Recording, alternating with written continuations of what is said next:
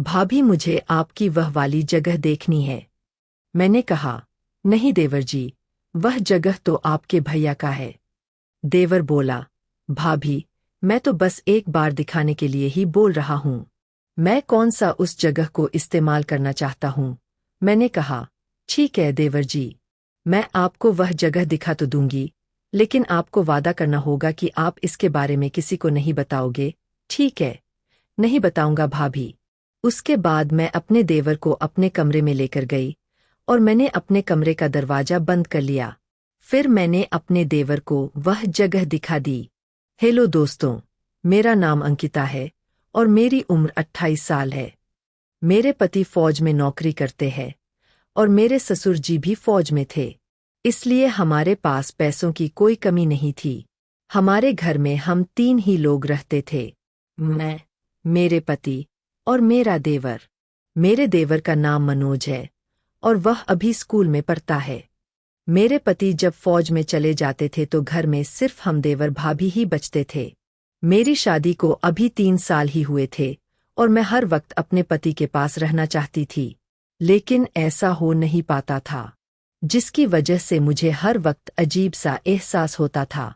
ऐसा लगता था जैसे किसी मछली को पानी से बाहर निकालकर छोड़ दिया गया हो। मैं अपने पति की याद में तड़पती रहती थी।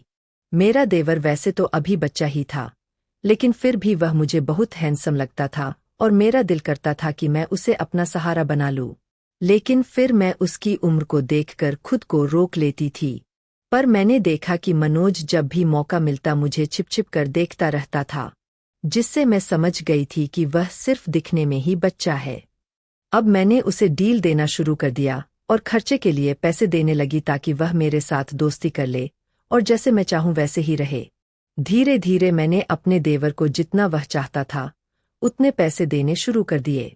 अब मेरा देवर मेरे पैसे देने की वजह से मुझसे बहुत खुश हो गया था और वह मेरी हर बात मानने लगा था। लेकिन जो बात मैं उसे मनवाना चाहती थी, वह मैं उससे कह नहीं पा रही थी। हालांकि मुझे यह भी पता था कि मेरा देवर भी वही चाहता है और उसे बस मेरे कहने भर की देर है। उसके बाद वह मुझे नाखुश नहीं करेगा। लेकिन पता नहीं क्यों जब भी उसे वह बात कहना चाहती थी तो मेरी जुबान मेरा साथ ही नहीं देती थी। इसी तरह कुछ महीने और बीत गए और मेरे अंदर की फीलिंग भी बढ़ती जा रही थी। मैंने इशारों से तो अपने देवर को बहुत बार वह बात कहने की कोशिश की, लेकिन वह मेरे इशारों को समझ नहीं पाता था। फिर एक दिन मैंने अपने देवर से वह बात कहने की पूरी तैयारी कर ली। मैं तैयार होकर घर के आंगन में बैठी अपने पैसे गिन रही थी। तभी मेरा देवर अचानक वहां आ गया। मुझे इतने सारे पैसे गिनते देख मनोज चौंक गया। फिर मैं कुछ बोल पाती उससे पहले ही उसने अचानक कहा, भाभी, मुझे आपकी वह वाली जगह देखनी है जहां आप अपने पैसे रखती हो। मैंने कहा, नहीं देवर जी, वह जगह तो आपके भैया ने मुझे किसी को भी दिखाने से मना कर रखा है। फिर वह बोला, अरे भाभी, मैं तो बस एक बार देखने के लिए कह रहा हूँ। मैं कौन सा उस जगह को इस्तेमाल करना चाहता हूँ। मैं तो अपने देवर पर पहले से ही सब कुछ लुटाने के लिए तैयार थी। इसलिए मैंने कहा, ठीक है देवर जी, मैं आपको वह जगह दिखा दूंगी, लेकिन आपको वादा करना होगा कि आप इसके बारे में किसी को नहीं बताएंगे।